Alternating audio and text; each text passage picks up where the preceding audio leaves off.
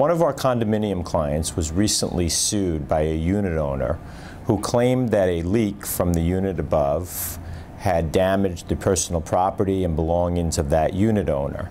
The leak was eventually determined to be the responsibility of the condominium, and the condominium turned the defense of the action over to its insurer so that that insurer could appoint counsel for the condominium. So when we were notified that our client was being sued over the water damage complaint, the first thing that we did in this instance, as we do in all such cases, is to advise the client to notify their insurer.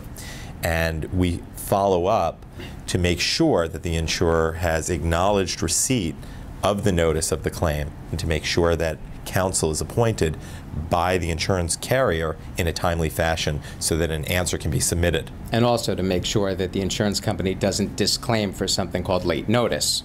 In which case, you would take over for our client and the client would have to pay. Also, during the pendency of any such action, it's not always easy for our board clients, and especially in this case, to be advised of the status of the case and have their questions answered. So when I would attend board meetings or annual meetings where questions about the case would come up, the board and the unit owners would be able to get responses. They'd be able to get explanations and answers to their questions.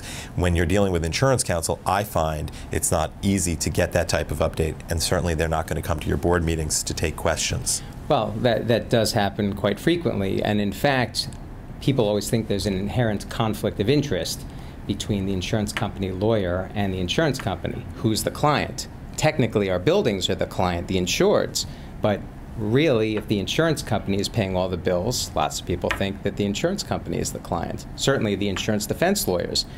And that happens quite frequently when a case is going to be settled. And in our case in particular, when it came time for settlement, the insurance company lawyer said there's a reservation of rights letter out there. The insurance company is going to cover maybe 2 out of 4 claims. So they look to the building to pay at least 50% of the settlement. And that's when we step in to try to get the insurance company to pay the larger portion of the settlement and save money for our buildings. Right, and the explanation of the consequences of the action taken by the insurer to only defend 2 of the 4 actions is something that the board would look to us to explain. It's not necessarily something that the insurance defense firm would be motivated to explain in depth. That's right, and also with the reservation of rights letter, if the insurance company only wants to cover 2 out of 4 claims, sometimes our clients want us to challenge that and say, insurance company, you're wrong. You should be covering all 4 claims. And for all those reasons, it's vitally important that general counsel be involved in these insurance defense matters. General counsel really has to monitor these cases, but really what is monitoring?